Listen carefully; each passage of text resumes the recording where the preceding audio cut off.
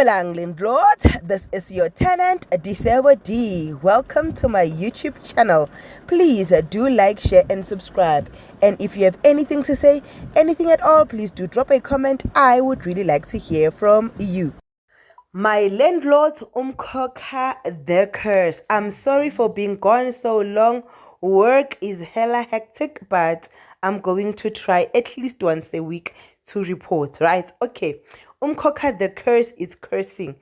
You guys do know that Umkhokha the curse is soon coming to an end and we will not be able to review it anymore. But while we still have it, let's enjoy this moment. Guysini, uMamZobe ufuna ukubuyela endabeni zakhe zobuloyi. Buzani ukuthi why? Ugo tried everything the right way according to her, but the right way is not moving the way it should be moving. The right way is moving very slow because manje sekushunyayelwa nangaye.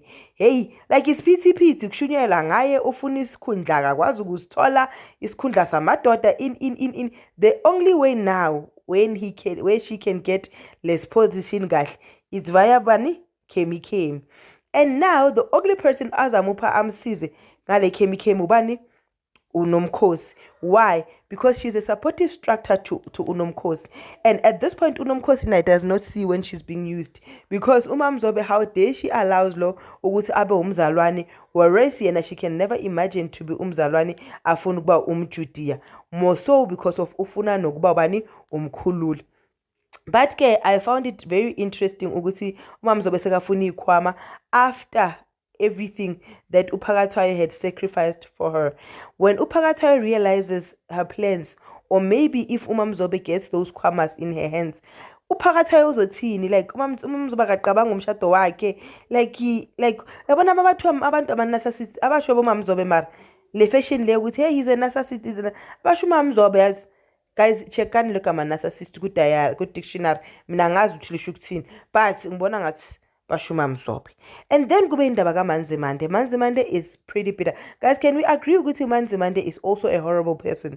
Like, I know she's going through a lot, but girl is low-key MamZobe lights. Like I always said, girl is low-key horrible, but in her horribleness, she's deciding ukuthi yena she's going to play victim until Khulekani comes back or until Umthembu comes back. Yes, right now she is the victim. Right now she is umuntu enziwe kabi. Right now nje yonke into ehamba according to yena. To an extent ukuthi girl took rope le uKhulekani asikhunge ngayo wayihambisa kubani lo uNdlovu athi kuNdlovu, whatever happened to my son will happen to you. You cannot live enjoy life in abundance when my son is no more. Le rope uzoyisebenzisa and uzoyisebenzisa kahle. Ngithi abafazi abasatatazeli. But yabona le rope kumele ubone ukuthi yisapi. Buzani ke azame uNdlovu, zama uMamZobe. MamZobe thatha wena lento. Thatha lento ayinabungozi. MamZobe athi inobungozi. MamZobe athi lento inobungozi akuyithathi. Right? Hafi MamZobe athi angiyithathi lento inobungozi sekabonile ukuthi kune rope phakathi. uNdlovu waqina sekayihambisile ke with his pride wabatshela way to get off.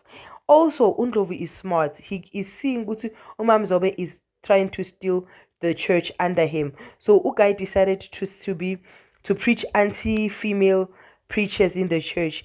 uGuy preached a sermon. Hey, ngazi abobaba bathi amen ngabona ukuthi wow uMamZobe isikhundla samphunyuka nje uGellings asathi pleniyani. Maybe that's why afuna isikhwama high and low.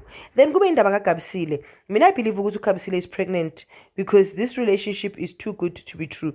uGabisile relationship yakhe angeke ifane naya bani lo girl lo oye ku military Nobuntu ayebekajola strong, uNobuntu bekagijima strong, but emgijimeni wakhe ngaza pray ku girl lo yena kuzoba one time pregnancy. I wonder ukuthi uzo deala ne pregnancy the way uMaxoli adile nayo ngayo abekafuna ukudila nayo ngayo, or what's going to happen, or uMamZobe uzodila nayo at termination very fast so that uPhakathwayo akahlazeki. Like we are all wondering ukuthi what is going to be the solution kuyohambani. But into esiyaziyo ukuthi in an event where this girl is pregnant, it is going to create a disruption in the church, because then uphakathwayo will know ukuthi abantu believe ukuthi uKabisile is not worthy of having a man, because the only way uKabisile can have her own man is if uMamZobe had mixed a chemical, right? Singene kubani? Nomkhosi. UNomkhosi guys sekabuyele ebuKrestwini. UNomkhosi is saved and sanctified. UNomkhosi ugeze ngegazi lika Jesu. Buza ukuthi why. Angisho uNomkhosi ube kule period le ebe angaboni ngayo. Ilisifofu. Isifofu basibitha ngiJohana 13 watatata kunengoma mara uSolimuholo koyenza yazi. Or uSolimuholo or uBarorisi baMorena or abobani, but somebody once did a song, right? So ugel mase baqeda ukubuka unqaba ukhulekani amehlo wavuleka wabona waqela ukuthi the body must be exhumed so that she can see her husband, right? But that was never done. Now that's not the problem. Ugel ubonile ukuthi I've exhausted everything and now ubabamseka lana babamseka ngitshela ngoJesu. uJesu is the only thing that I grew up with, something that I was familiar with. I decided to accept Jesus Christ as her Lord and Savior for another round, right? Hayi bamvuselele man ayenze the Lord's Prayer. Asathi ujabulile uye esontweni ngeduku lakhe amuhle ugeli athi uyodumisa uNkulunkulu, buza ukuthi kwenzakaleni. Ask me. Ugel ke asathi nje ngiyodzumisa bamthathe abe phakathi inside umJudea skisishe my son nje these days. But ke abe phakathi inside umJudea bamusesontweni ngenkani ugirl athi ayibumbe bathi memeza, sing like you've never sang before. Hey ugirl aqule man ayikhipha ivoice ayo confide kuMamZobe, but you can see ukuthi uMamZobe right now the only thing that uGirl will be doing is using this one. With that said, what will you think? How do you think iMkhokha the Curse is going to conclude? Mawubhekile wena iyophela kanjani?